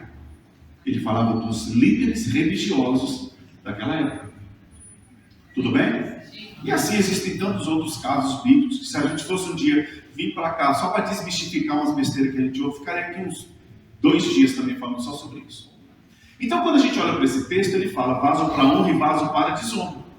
Ah, mas será que eu sou vaso para honra ou eu sou vaso para desonra? Vamos ver o próximo versículo para a gente começar a entender o que Paulo está falando para Timóteo. Versículo de número 21. 22 agora. Não, 21, né? 21, por favor, desculpa. De sorte que, olha só. De sorte que, leia o restante do versículo. Se alguém se purificar dessas coisas, será vaso para a honra, santificado e idôneo para o uso do Senhor, preparado para toda boa. Então, quem é o vaso para honra e quem é o vaso para desonra? É aquele que Deus determina que é? Não, é aquele que Paulo vai orientar Timóteo nos versículos anteriores, de coisas erradas que estavam acontecendo. E Paulo diz: tem vaso para honra e vaso para desonra. Quem vai dizer se você é para honra ou se você é para desonra, não é Deus botando uma tarjeta determinatória sobre a tua vida, mas é você pelas suas atitudes. É você que pelas suas práticas, é você pelo seu estilo de vida que vai mostrar se você é para honra ou se pelas suas atitudes você vai mostrar que tu está sendo uma desonra. Então é Deus que está determinando quem você é? É você que está escolhendo. E ao escolher, você se denuncia, porque a árvore é conhecida pelos seus frutos. Então, em nenhum momento a Bíblia diz que Deus está botando uma estrela de Davi na testa dos bonzinhos e uma estrela de 3 pontas, de 5 pontas na testa dos malzinhos. Não. O que a Bíblia está dizendo é que se você se purifica dos erros que ele estava orientando Timóteo, você será separado para a honra. Mas se você pratica o que ele estava falando para Timóteo não praticar, você vai ter a tarjeta de desonra. Amém. Amém? Ué, de mim. Amém. Coloca lá para mim, por favor, 1 Coríntios capítulo 3. Deus está falando com você? Amém. Está aprendendo? Amém. Versículo de número 10. Olha o que Paulo ainda vai falar para a igreja de Corinto. Segundo a graça de Deus que me foi dada, pus eu, como sábio arquiteto, o fundamento e outro edifica sobre ele. Mas veja cada um como edifica sobre ele. Paulo está chamando a atenção. Olha, eu pus o fundamento, vocês vão edificar, mas olha só como é que vocês edificam. Tomem cuidado com isso. Por quê? Verso 11. Porque ninguém pode pôr outro fundamento além do que já está posto, o qual é Jesus Cristo. 12. Se alguém sobre este fundamento formar um edifício de quê? Ouro, prata, pedras preciosas, madeira, feno, palha. Volta um pouquinho. Veja que ele fala de uma edificação. Ouro, prata, pedras preciosas, madeira, feno e palha. Ele fala de 6 características, que a gente pode dividi-las em 2 grupos. Características do grupo durável, características do grupo não durável. Ok? Então diga, durável, não durável. Quais são os objetos que nós podemos colocar na categoria do grupo durável?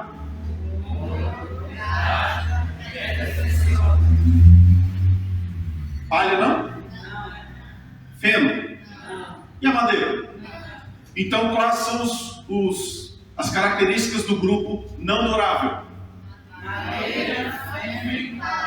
Então Paulo está falando para a igreja de dois grupos: ouro, prata e pedras preciosas, madeira, feno e palha. Os que vão durar e os que não vão durar. E ele fala, isso é resultado de como você edifica. Lembra do versículo anterior? Guarda na cabeça o contexto. Ele está falando daquilo que você edifica porque ele lançou o fundamento. Você agora que lança a edificação. Ele vem, joga os baldrames, faz o alicerce, passa as vigas, passa as colunas, agora você constrói. Ele fala, o que você vai construir, fique atento. Porque você tem a opção de ouro, prata, pedras preciosas, madeira, feno e palha. Fique atento. Porque você pode fazer coisas que vão durar, ou você pode fazer coisas que não vão durar. Próximo versículo. A obra de cada um se manifestará. Na verdade, o dia a declarará, porque pelo fogo será descoberta, e o fogo provará qual seja a obra de cada um. Quando ele fala fogo, ele fala da análise da edificação. O fundamento ele lançou. O que está sendo edificado são as obras. E aí ele fala que o fogo é a forma como as obras vão ser analisadas.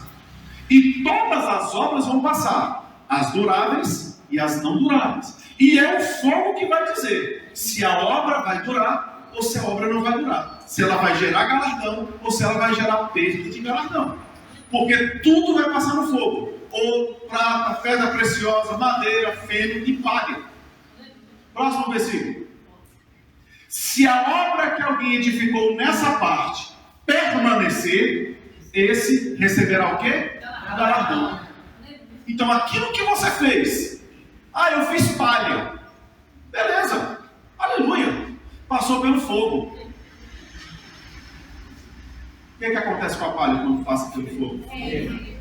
Mas eu adorei, beleza, Jesus vai dizer se você adorou. Quando passa pelo fogo, que é o julgamento de Jesus, ele vai dizer palha, ou ele vai dizer ouro. Porque você edifica, mas é ele que faz passar a prova. Ele que faz passar o fogo. Ele é que analisa. Só ele tem o ISO de qualidade do que você faz para ele. Amém. Um dia ele disse, o povo me honra com os lábios. Veja que ele falou de uma honra. E ele falou de uma honra com os lábios. De uma honra exteriorizada. De uma honra vista. Mas ele disse, coração está longe de mim. Então você pode honrá-lo com os lábios? Pode. E ter o coração longe ao mesmo tempo? Pode, foi ele que disse. E o que ele está falando? Cuidado com o que você faz. Porque antes de fazer, você tem que procurar se sondar para saber para quem você está fazendo. Eu não faço só para esse. Eu preciso fazer para esses. Porque quando eu faço para esses, ele está botando na conta ouro, prata, pedra preciosa. Por isso que Jesus vai dizer no Sermão do Monte: quando você fizer alguma coisa, procure fazer e juntar tesouro, onde a traça não corrói, ferrugem não consome e ladrão não rouba. Porque aquilo que você faz aqui não deve ser feito para perecer aqui. O que você faz tem que ser feito para ter resultado lá. Os camaradas começaram a trazer um monte de oferta, um monte de oferta, um monte de oferta. E Jesus parado, gente, olhando o povo dar oferta. Jesus olha quando o povo dá oferta. Amém. Pega a revelação. Amém. Aí Jesus viu que uma senhorinha veio, pegou 2 moedinhas e botou lá dentro e saiu. Jesus disse: opa! Para tudo! Acabou de chegar uma oferta. Aí alguém pensou: opa, então agora eu vou dar 2 moedinhas. Beleza. Se for tudo que você tem, dê. Porque o que ele estava dizendo? Que a mulher não estava preocupada com o valor. ela estava preocupada com a intenção para quem ela fazia. Amém. Senhor, talvez as minhas 2 moedinhas batendo no caixa da igreja pode não ser nada, mas tu sabe que é tudo que eu tenho. Jesus disse, essa é a maior oferta. Quando você dá desapegado, sabendo para quem você dá, que Ele não vai deixar faltar para você. Por isso que Ele diz, é você quem vai determinar se é palha, feno ou madeira. Ou é você que vai determinar se é pedra preciosa, se é ouro ou se é prata. 15. Se a obra de alguém se queimar, sofrerá detrimento, mas o tal será salvo, todavia, como que pelo fogo. Isso quer dizer, você pode chegar diante dele, pode não ter a recompensa de todas as obras, porque ao serem analisadas, muitas vão se queimar como madeira, palha e feno, mas independente do julgamento, o que não está caracterizado nele é a perda da tua salvação.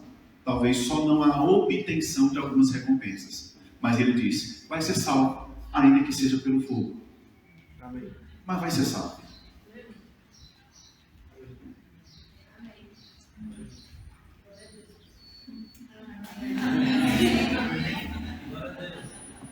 Muito bem. Bom, então nós falamos do primeiro julgamento que existe antes da segunda vinda de Jesus. Julgamento de quem? Da igreja. Agora vamos falar dos julgamentos que existem depois da segunda vinda.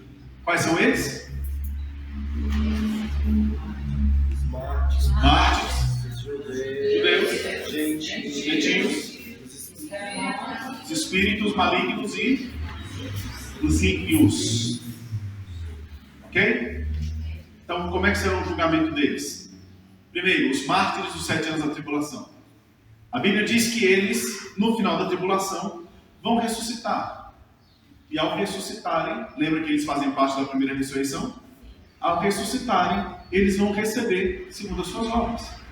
E ao ressuscitarem, eles vão receber o direito da salvação e o direito da vida eterna e de entrar no milênio também para reinar com o Senhor.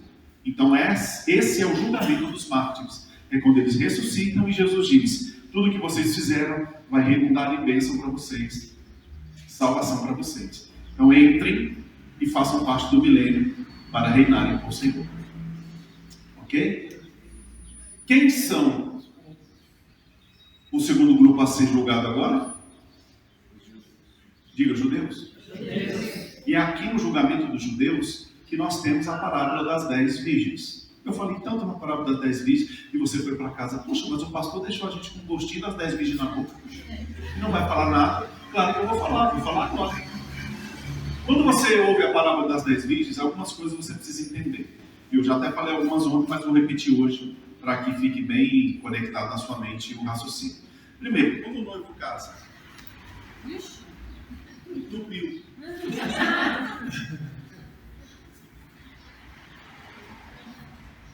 Quando o noivo casa com uma ou com 10?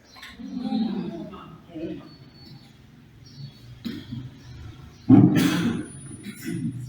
Bom, agora eu quero ver acabar a bateria.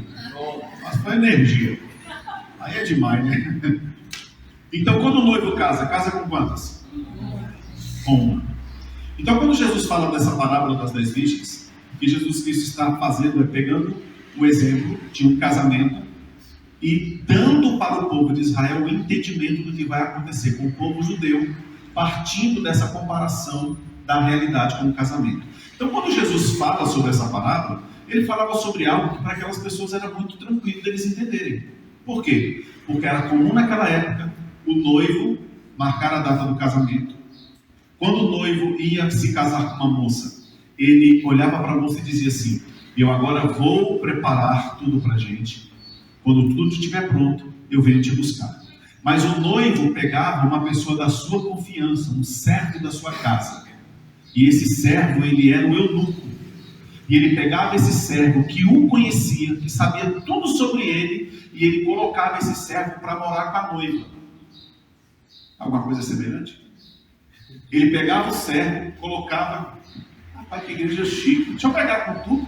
Pegar os 3 microfones. Então o noivo pegava um servo seu, eunuco, e colocava para morar com a noiva. E o servo conhecia tudo acerca do noivo. E o servo ia começar a ensinar a noiva como tratar bem o seu senhor. O servo ia ensinar a comida que o noivo gostava, como ela poderia se vestir para o noivo, como ela poderia falar com o noivo. Ele ia ensiná-la a viver para o noivo, porque ela passaria a ser esposa dele depois do casamento. E ele ficaria morando com ela o tempo que fosse necessário até o noivo preparar tudo e vir buscar a sua noiva. Só que o servo sabia quando isso ia acontecer, mas a noiva não sabia. E aí o que acontecia no ato do casamento? No ato do casamento, as moças de confiança eram colocadas como damas de honra. E naquele cortejo nupcial, as moças iam com as suas lâmpadas. Dentro das lâmpadas tinha azeite, tinha o pavio, e além das lâmpadas acesas com o pavio, elas ainda levavam uma botija de azeite de reserva, que era o combustível para suprir o gasto das lâmpadas.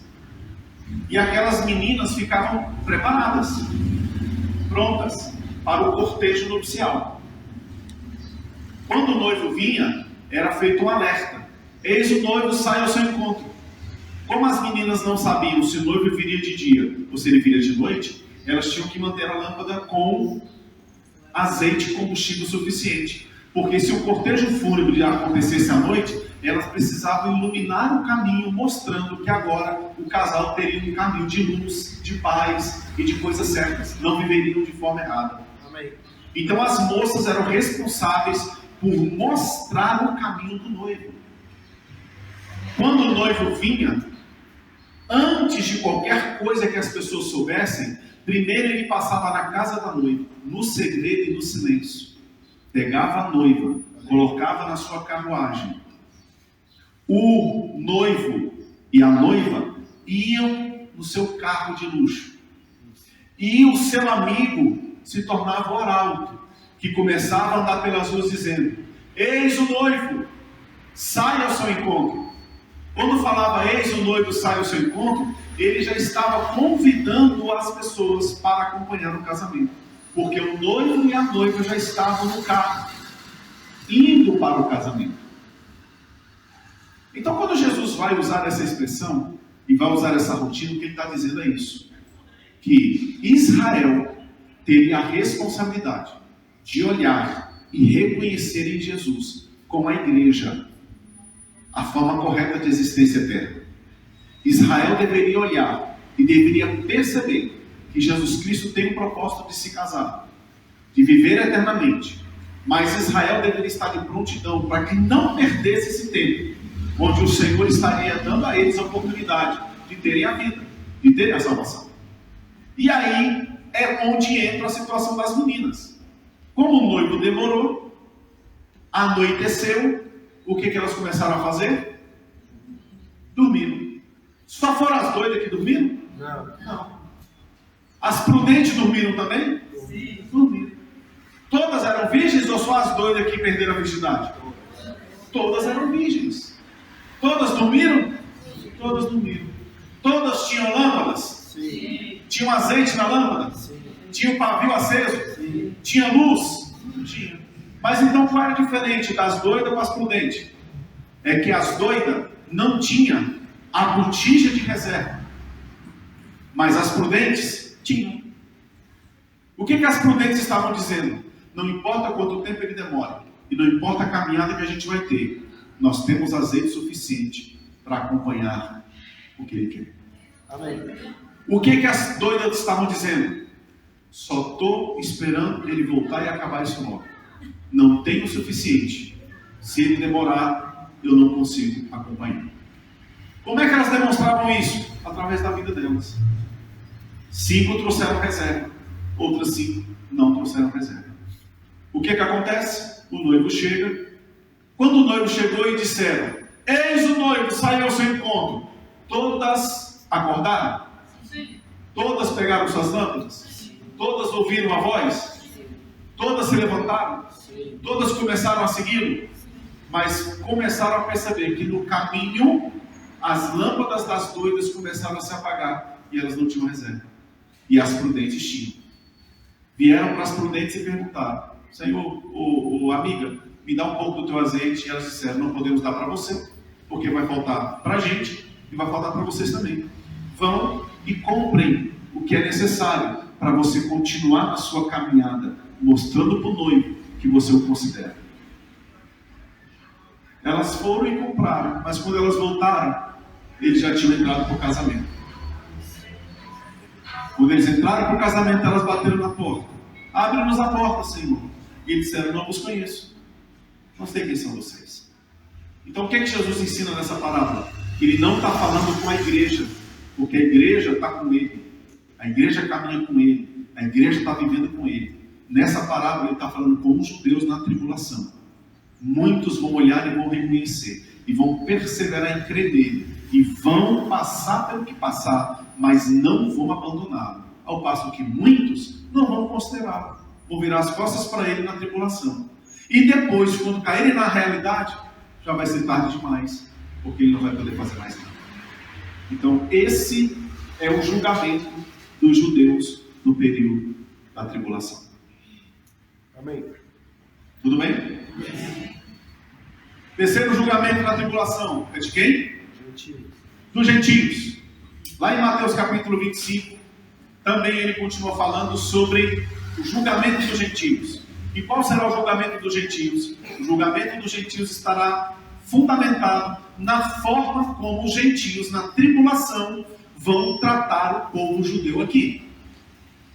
Lembra quando Jesus disse assim: tive fome, não me destes de comer, tive sede, não me destes de beber, estava doente, não me visitastes, estava preso e não me assististes, passei necessidade, você não me supriu de nada. E eles vão dizer assim: Senhor, quando é que nós te vimos desse jeito e não fizemos nada? Jesus vai dizer: quando deixaram de fazer pelos meus pequenininhos, deixaram de fazer por mim. Então, quando Jesus diz isso, ele está falando acerca das nações que no período da grande tribulação vão estar na terra. E que muitas nações, ao invés de ajudarem o povo judeu, vão perseguir o povo judeu e vão procurar destruir o povo judeu. Então, é isso que Jesus fala que seria o julgamento dos gentios. As nações gentílicas que estiverem aqui no período da tribulação, que ajudarem Israel, que abençoarem os judeus, essas nações serão recompensadas positivamente pelo Senhor. Mas as que perseguirem e maltratarem os judeus, elas serão perseguidas e maltratadas, porque receberão o juízo punitivo do Senhor. Então esse é o julgamento dos gentios. É o julgamento da ação que eles vão ter em relação aos judeus no período da tribulação. Tudo bem? Qual é o quarto grupo que vai ser julgado depois da segunda vinda de Jesus? Todos os espíritos malignos. Quando é que isso vai acontecer? Lembra que eu disse que Jesus veio implantar o milênio na terra? Quando ele vem implantar o milênio na terra, o que ele vai fazer com o diabo e com seus anjos? Ele vai prender o diabo e os seus anjos. Vai colocá-los em uma prisão espiritual. E eles estarão presos ali por 1000 anos. Ao serem presos por 1000 anos, no final dos 1000 anos, Satanás será solto por um pequeno tempo. Ele vai seduzir as nações. Haverá uma batalha, que é a última etapa da batalha do Armagedon, onde Satanás será completamente destruído. E aí então, eles serão lançados eternamente no lago que arde na fogo de enxofre. Esse é o julgamento de todos os espíritos malignos. E eles serão jogados em que lugar? No inferno? Não. No Geena. E não são o diabo e os seus demônios que vão atormentar as pessoas no Geena. Eles também serão atormentados no Geena. Porque Deus tem seres angelicais específicos para trazer tormento para o diabo, seus anjos e todos aqueles que vão morar no Geena. Lembrando que haverá níveis de punição lá. Quanto mais fez coisa errada aqui, se for para lá, mais vai sofrer lá. Tudo bem? E qual é o último grupo? Quem são? Os ímpios, os gentios, serão julgados quando? Lembra que nós falamos em algumas outras vezes? No final do milênio, se levantam as pessoas contra Jesus, elas vão morrer. Depois que Satanás é destruído e lançado no gênero, estabelece um trono chamado trono branco, também chamado de juízo final. A Bíblia diz que a morte, o inferno e o além vai dar todos que nele têm. Todos comparecerão diante de Jesus, que agora está sentado no trono. Ele não é mais advogado, ele agora passa a ser juiz. Todos que estiverem diante de Jesus no trono branco, também chamado de juízo final, vão comparecer diante dele, mas vão comparecer não em espírito, eles vão comparecer ressuscitados. E essa ressurreição do trono branco é chamada de quê? Segunda ressurreição. É a ressurreição dos ímpios para condenação e juízo eterno sobre eles. Então todos os ímpios, todos os gentios vão ressuscitar, desde os que morreram de Adão até aquele dia. Todos vão ressuscitar, comparecerão diante de Jesus. Os livros, diz a Bíblia lá em Apocalipse, vão se abrir. Cada um será julgado pelas obras que fizeram de acordo com o que estava escrito nos livros. E aí existem algumas teorias. Dentre elas eu cito só a principal, as duas principais. Existe uma teoria dizendo que os livros que vão ser abertos é o livro que conta a história da vida das pessoas. É como se cada pessoa que vive tivesse alguém escrevendo uma agenda rotineira dessa pessoa, uma biografia dela. E lá nesse dia vai ser aberto esse livro e a pessoa vai ser julgada pelo que está escrito nesse livro. Aparentemente isso pode ser até um pouco interessante, porque Salmo fala sobre isso no Salmo 139. Nenhum dos meus dias ainda eram quando todos eles foram escritos no teu livro e essas coisas todas. Mas quando a gente fala de punição, não tem como você falar de um livro que foi escrito de forma antecipada, porque de forma antecipada, se a gente for dizer que existe um livro, então a gente vai botar na conta de Deus que ele é predestinador.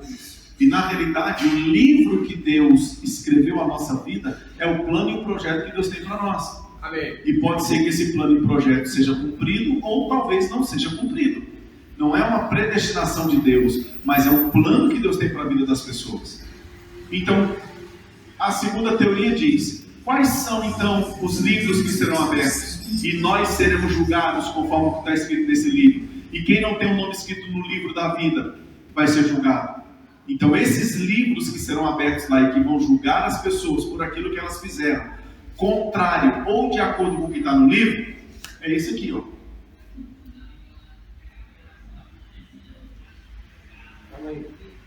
Bíblia Sagrada, Palavra de Deus. É baseado nesse livro que nós vamos ser julgados. Não é baseado numa biografia do meu nome, não, mas é nesse livro.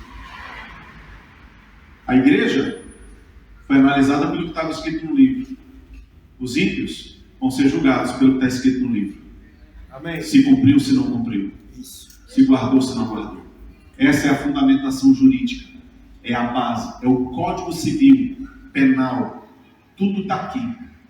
É baseado nesse livro que ele vai julgar os ímpios. E baseado no que está aqui, ninguém vai poder dizer: eu não sabia. Ele vai dizer: sabia, está aqui. Ah, mas eu não conhecia, porque não quis, porque foi anunciado para você e você rejeitou. Está aqui. É baseado nesse livro que as pessoas vão ser julgadas. E ele vai abrir o livro. E ele vai mostrar o que o livro dizia acerca da conduta, o que o livro dizia acerca da vida, o que o livro dizia acerca das atitudes. E é baseado no que está escrito aqui que as pessoas vão ser julgadas naquele dia. E aí, na hora que alguém tentar contestar, ele vai dizer: procura se o nome está no livro da vida. Não está, não. Ele vai dizer: a parte que vos cabe é o lago que arde com fogo e enxofre, chamado de segunda morte, e também chamado de morte eterna, porque lá as pessoas estarão eternamente separadas de Deus e de qualquer possibilidade de mudança daquela situação. Então esse último julgamento dos gentios é o julgamento de todos que morreram sem salvação, que vão ressuscitar nesse último dia, que é a segunda ressurreição, e vão comparecer e serão julgados. E nesse ato, Jesus vai dizer aos que estiverem à sua direita: vinde benditos do Pai, chamando a igreja para a eternidade, novo céu e nova terra. Mas vai dizer aos que estiverem à sua esquerda: afastai-vos de mim, malditos. E eles serão lançados no Geena e vão viver lá eternamente. Com isso, a gente encerra a doutrina dos juízos eternos. Amém. Ok? Amém. Tudo bem? Ok. Temos ainda 4 minutos. Alguém quer fazer alguma pergunta? Pergunte.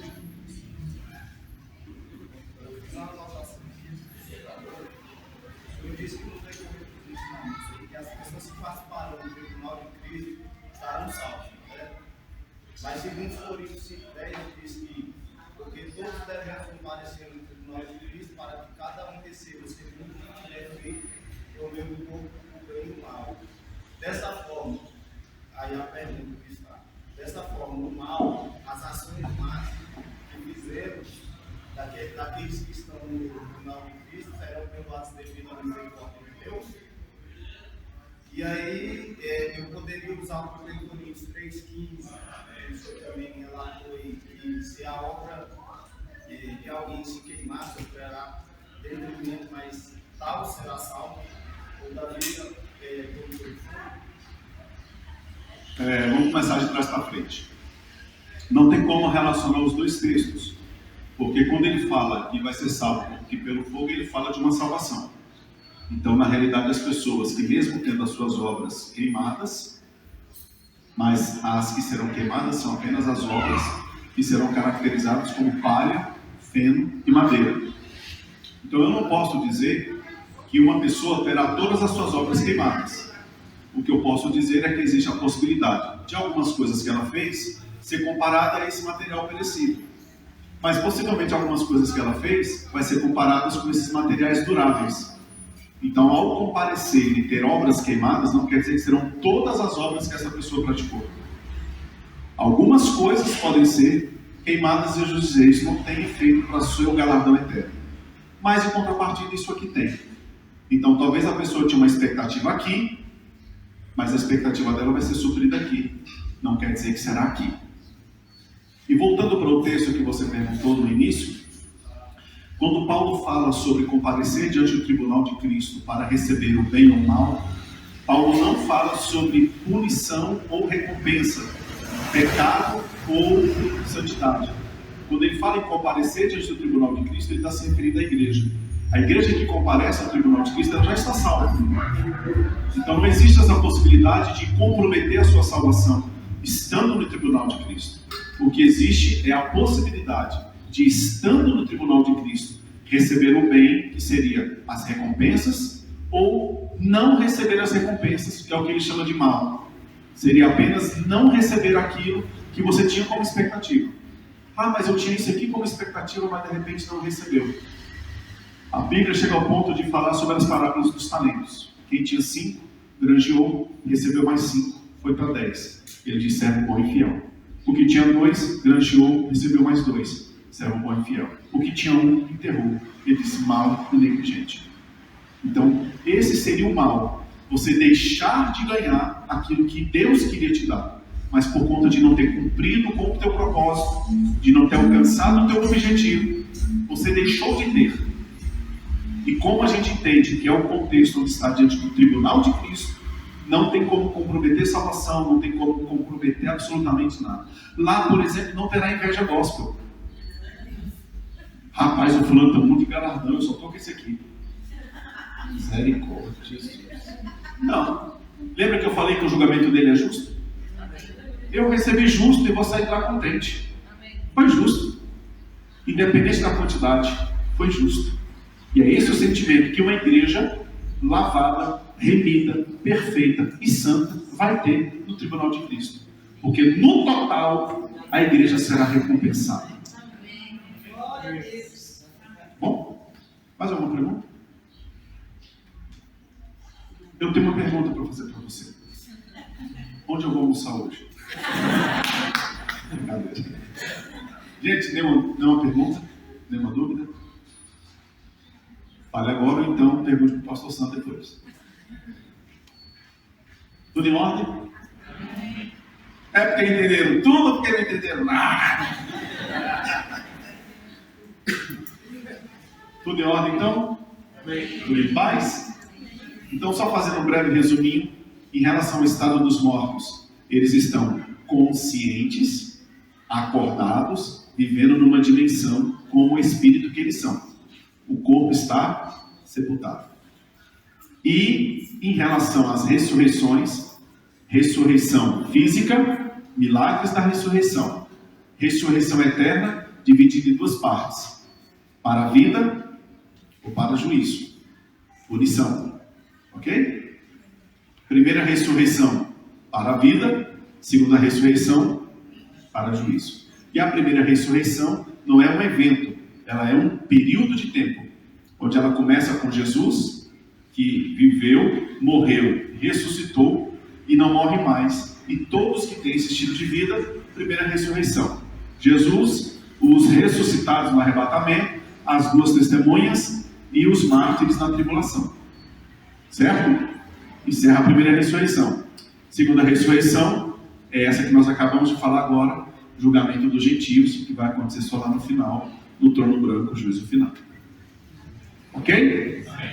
Os juízos. Primeiro juízo é sobre quem? A igreja. Acontece antes da segunda vinda de Jesus.